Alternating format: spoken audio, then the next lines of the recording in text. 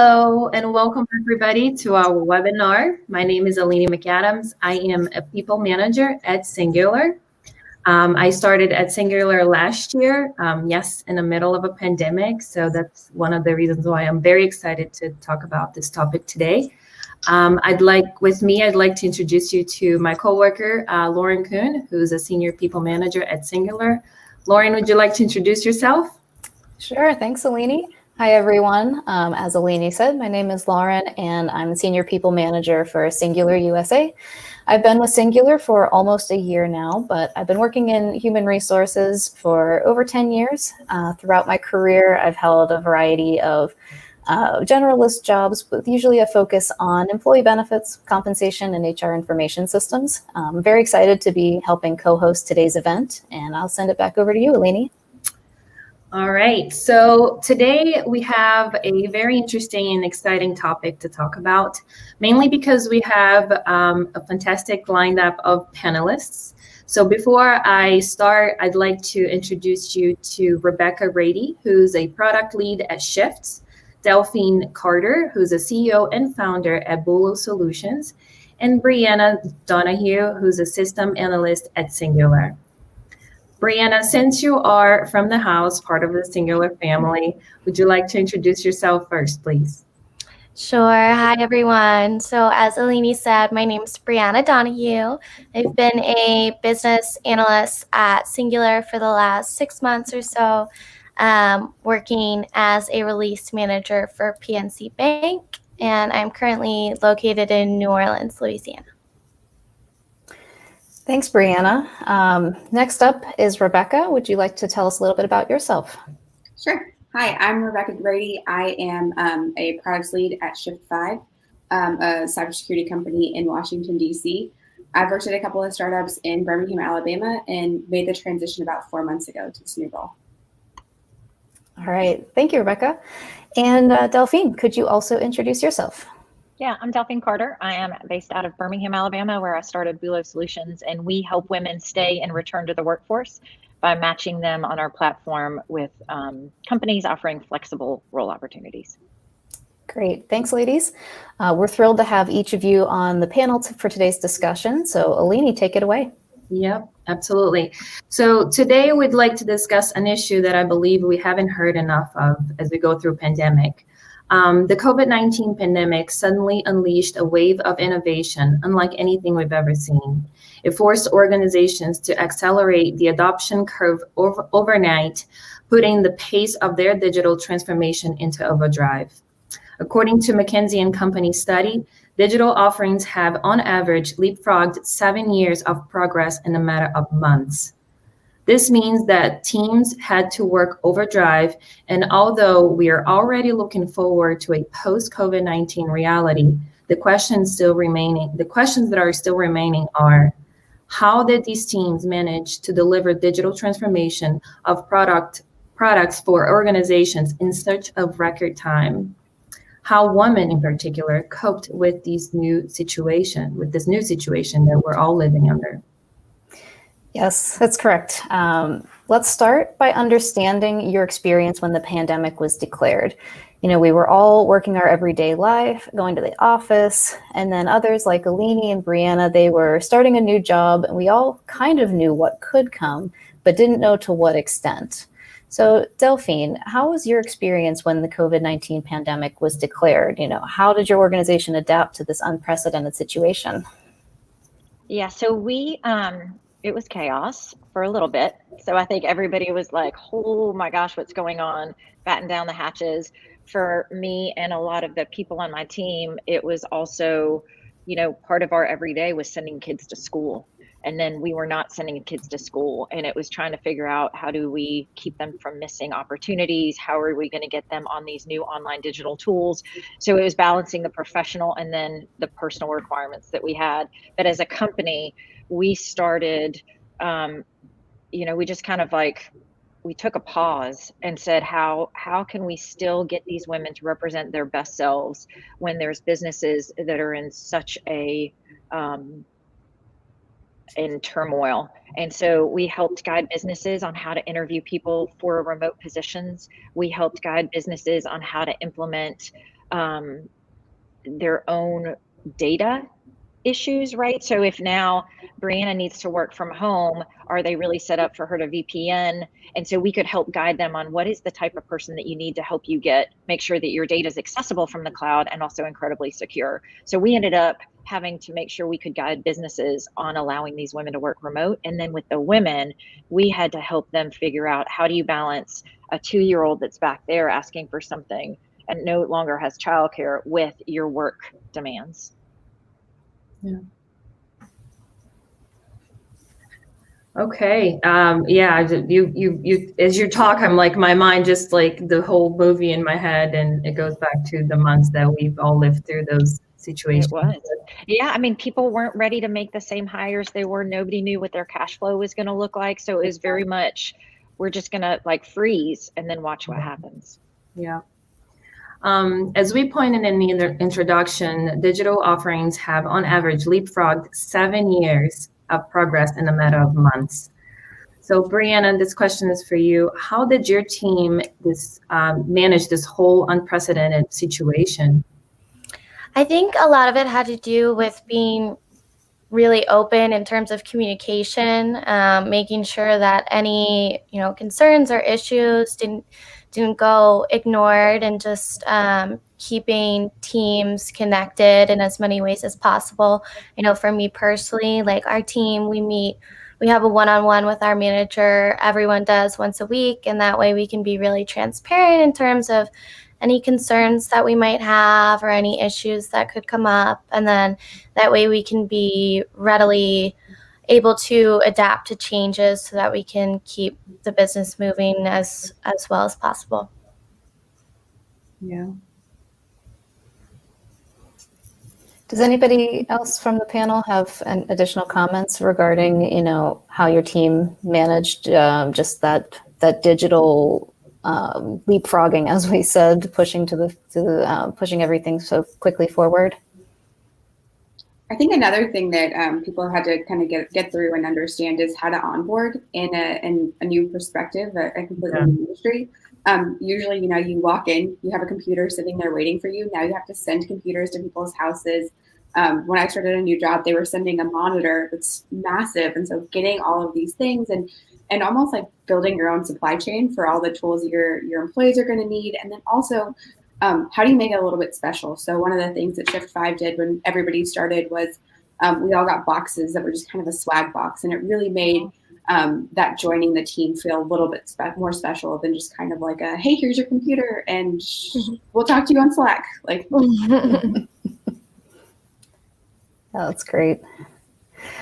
So I guess to kind of expand on that, Rebecca, can we say that COVID-19 has shaped a new normal for remote teams? And a kind of honest question, do you think that this is sustainable over time? I think it definitely has shaped a new normal. It's opened people's eyes to see that there are a lot of different ways to work. When we were prepping for this webinar, Delphine talked about how she's seeing companies go from just having either remote or in the office to kind of being a little bit more flexible and saying, hey, here's a new office type. We're only going to open it up for meetings or if you just want to be around people. And then, just seeing people make this shift and adopting new technologies. So we've got Slack, we've got Teams, we've got Zoom, and then there's Miro, and there's just so many different tools out there that are coming to light and really becoming part of our everyday life. And watching them iterate has been really fun as well. Zoom has progressed infinitely in the last 6 months. And so it's been really interesting to kind of adapt with these companies that are sustaining and helping us through remote transitions. Yeah, and that's interesting that you say that, because my next question is for Delphine, and I'd like to hear from you, like, what actions or changes did you have to take to improve the communication and social connections of your team, which is exactly, what you were talking about, the meetings you want to jump on or whatnot, and kind of just to see each other. But Delphine, what changes did you have to take to improve those?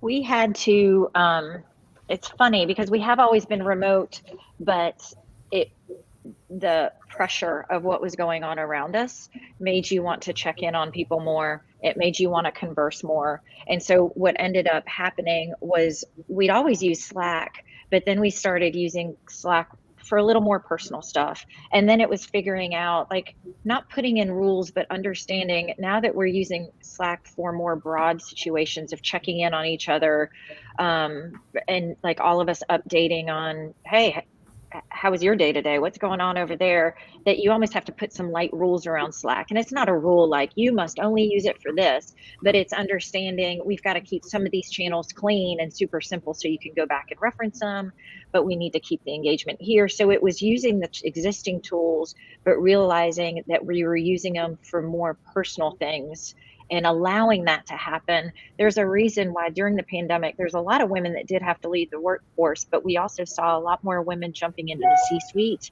And it's because women have a very natural way of making people feel, it's that mothering skill almost, right? It's the maternal skill. They've got a way of making people feel nurtured and cared for and taken care of. And companies needed that during COVID. So we saw a lot of women that got promoted to higher roles because they were able to make team members feel at peace, less panicky, more, we've got this, it's in control, we're here to take care of you. Yeah, and isn't it hard to, if you think about it, like especially for the ones who live alone or whatnot, and you don't have to live alone, you can live with the whole family, but that human touch, it was probably one of the hardest things that, to try to make it happen through the digital, through the computer. So I can only imagine. Is there anything else that you guys have that happened on your team that you can add to the same? Starting from where Delphine was going at the beginning was Slack hygiene. It's such a weird thing to think about, but changing the way that you communicate and learning that you can't just use Slack as your database of knowledge and keeping that as your knowledge base. That's been and I've been at 2 different companies during the pandemic, and it's kind of been something that all of us have struggled with, of being so used to that water cooler talk and the constant conversation, and learning how to have those conversations in a more public location so that everybody is aware of them, but also not restricting that to Slack and keeping it in kind of a public location that's not necessarily a Google Docs where things get lost. But how do you keep all of those key thoughts that are usually just passed around from person to person? Now you have to make sure that everybody knows and everybody's aware of what's going on. And even Zoom rules, right? We were all Zoom exhausted because all of a sudden that was your only way. And then you would think, you don't really need to see my face, and I'm really tired right now. And there's like, my house is a disaster behind me. Please don't make it a Zoom. And being like, I think putting new rules around Zoom of when does it have to be seeing the face and when can we just all hop on a group call? Exactly. Yeah, I know that Alini and I have talked about this within our teams before, and how it can be really nice to see people's faces on those calls. But then at the same time, you just have to understand that life is going to happen. You're going to hear kids or pets running around and all that stuff. So it helps to forge that connection with your colleagues. I will say on the other side, if we've got time for this, we're just going to add this in. The other side is we got to know each other a lot better. I would have calls with somebody who I'd partnered with, and it was not a shallow relationship, but it was definitely like, how's your weekend? Great, moving on. But now you see people's cats crawling across their keyboard, and you get that they love animals, and you see like a kid's painting in the back, and you just learn. I almost think it made me feel deeper connection with some of the people that I had a surface level experience with. That is so true. That is so true. I think I'm surprised your cat is not behind you, Lauren. I shut the door for this. He's not allowed in right now. He jumps around and then he falls sometimes. But that's so true. And we've all had that, and we all give each other grace about it. It adds some levity to our meetings. So that's been a good thing. Yeah, definitely. Kind of expanding on the social aspect, have you tried anything specific with your teams? I mean, we typically would have holiday parties or summer picnics or things like that where people would actually get together And with the pandemic, we've lost some of that. So there's been, Zoom calls and, happy hours and stuff like that. But have you tried any other kind of fun or different ways to connect with your colleagues socially? My team does a team coffee every week. So we have, I think it's just a 30-minute meeting, but it's really just to catch up, like informal, not really about the business, just a chit chat. So that's been a nice way to still kind of feel like you have that water cooler time, even though we can't actually be in the same physical space. My company just implemented a buddy system, so we've grown pretty quickly, and it's been really difficult to kind of connect with people that have been here, and we just don't have that same opportunity we have in the physical space. And so what we've got now is that person that you can go to who's been at the company for a little bit longer than you have, and you can go and say, hey, what is this emoji that everyone's putting on all over what kind of things do you put in this Slack channel? It's been really helpful to have that kind of go-to person that we can go and ask for help and feedback and make things a little bit easier. There's a new technology out there that I was really attracted by, and I'm not going to say the brand because I hadn't vetted it. I don't know like if it's just marketing or if it's legit, but I loved what they were trying to do, which was create a pod experience.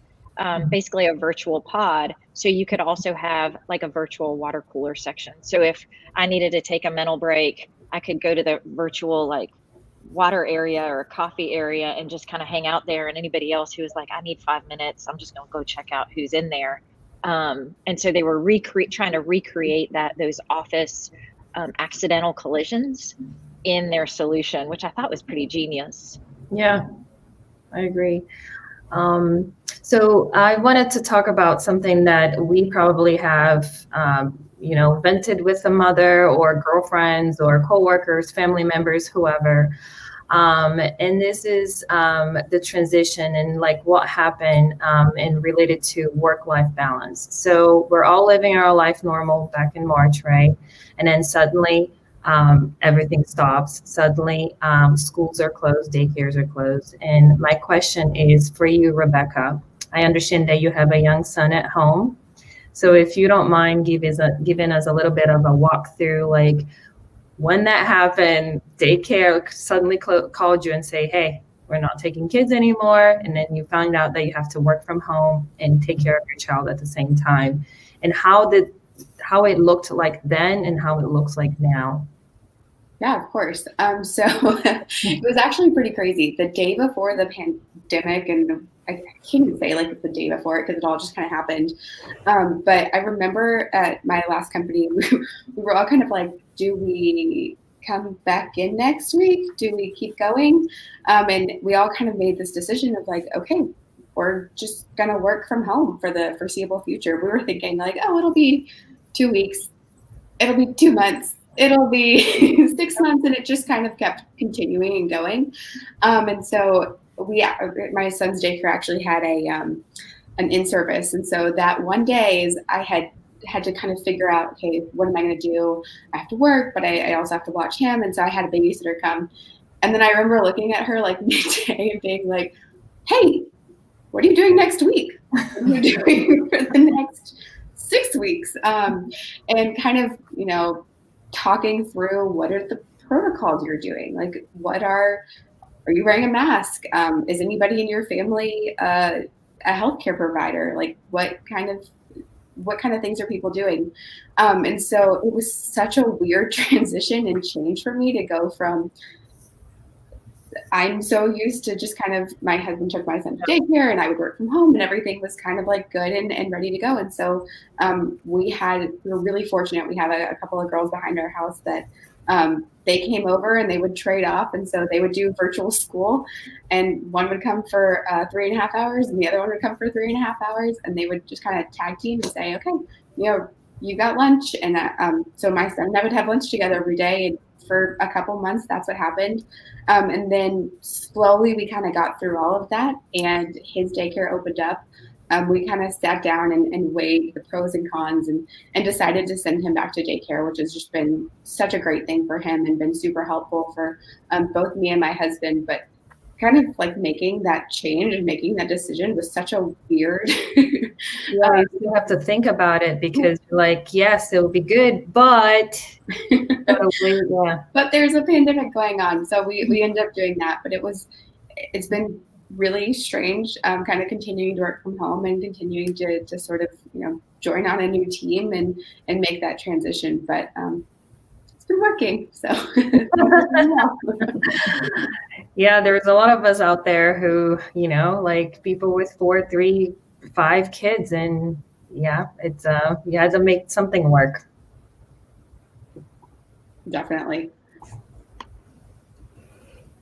Does anyone else have anything to add about kind of the working mom experience? I can answer it from a completely different phase of life where I've got a 13 and a 10-year-old, and they were trying to learn on their laptops with new technology and helping them get going. And one of my proudest moments was when I got a text from my 10-year-old girl who said, "Mom, turn off the blender. I'm on a Zoom." And I think about how many times I've been like, "Be quiet." And finally it had come back around to me trying to be like cognizant of what they were doing too. So it was just interesting all around watching them grow. And then also they got to see a side of me as a professional that they had never been able to be around. And so I think it was healthy for them to see their mom working and then seeing that I'm not disappearing every day to just like sit in an office, that we're all trying to do something for the good. So they got to see a perspective of being a professional from their parents. Absolutely. Yeah, that's really interesting. I never thought about that aspect of it, because I know often with work, different offices, they would have your, bring your kids to work day. And so offices, one of the places I used to work, we would do really fun activities. So the kids thought that we just like had fun all day at the office, and they never got a real experience with that. So it's great to see that, kids seeing their moms working and their dads too when they're at home and everything. I think that's really, really a great thing. It had a massive impact for males. I truly think of some of yes, women were very impacted, but I think males were able to be in a position with their kids that they just had not been given the opportunity before, because they felt like their corporate culture did not give them the same ability to be involved with the kids that it maybe tried to for parents. So for example, you can give somebody paternity leave for 4 weeks, but they felt males often felt guilty for taking it. And so I think this gave them a chance to be around their little babies that they normally wouldn't have been around, and to be just a more integral part. So it was very rough on the female side, but I think maybe I'm just optimist. Like there were some interesting things culturally that have come out of it. I agree. Yeah, it definitely could kind of help blur those like society defined gender roles, so that and just like allow people to kind of experience new things. So I think another aspect of kind of like, working moms or just anyone shifting from the office to home was creating that space to be able to do effective work. Do you have any kind of tips for like how you set it up for yourself? I know some of you already were working remotely, but any kind of tips for people on how to, best set up your workspace so that you could be doing your job effectively?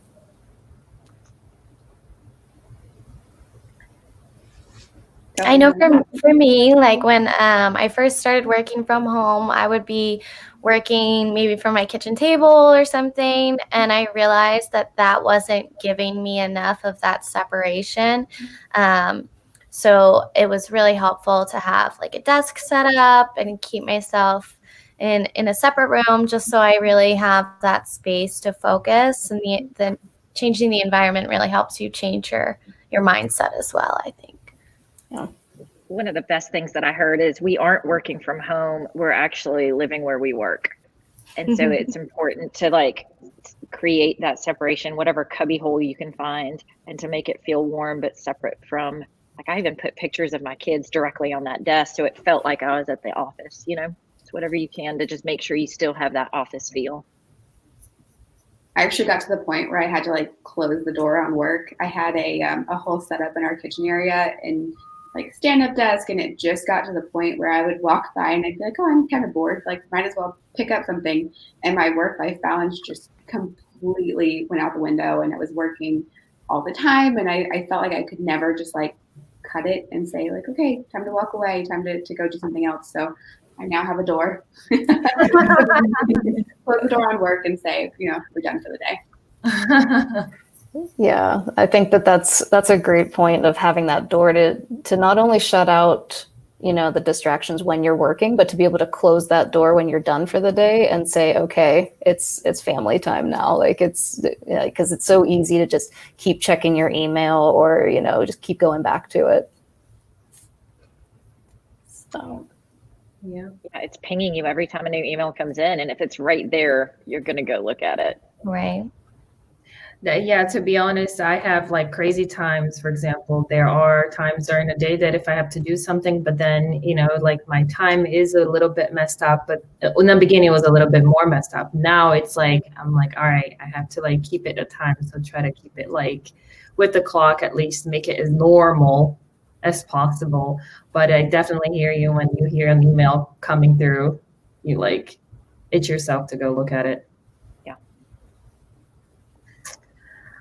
Okay, we had, I don't think we have any Q&A that were submitted, so we were just gonna go ahead and go straight to, I don't know if there's anything else that you guys would like to add. I can go around, but I do want to emphasize on the part that we mentioned in the beginning, how it became a little bit more personal to have, I can think of like my team probably know like all of the PJs that I have because, and that did create like Lauren and I, we met when I went for my interview and we saw each other again one time because we both decided to go to the office when we felt safe.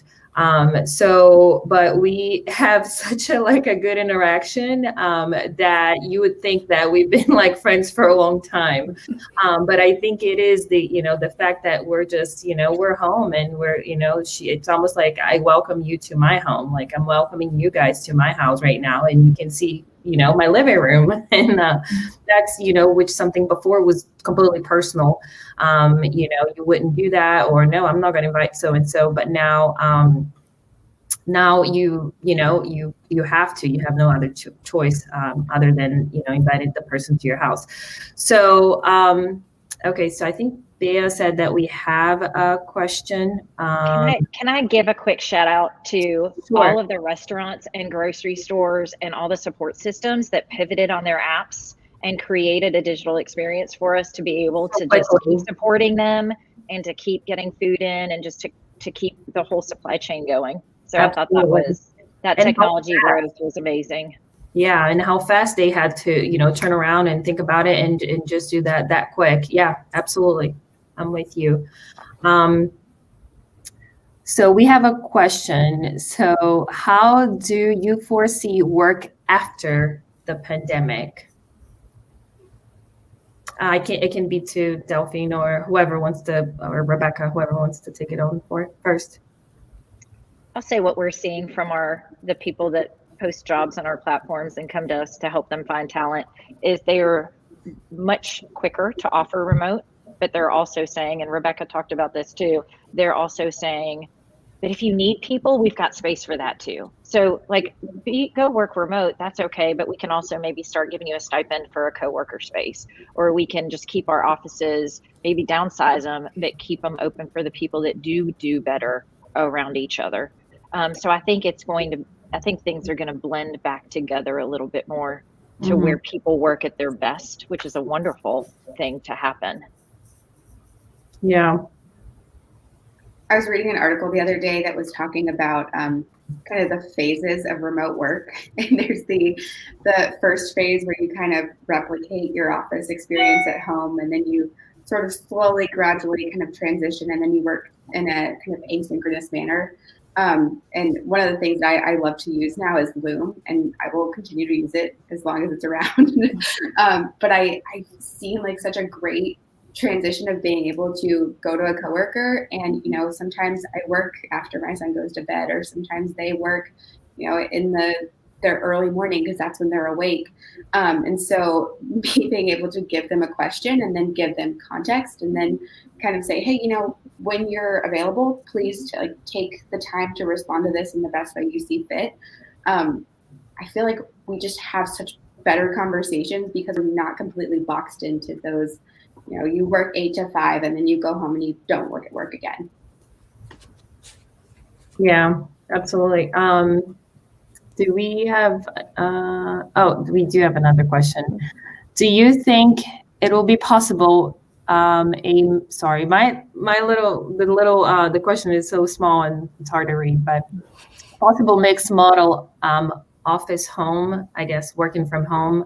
I guess it goes back to the mixed model that you were just talking about it.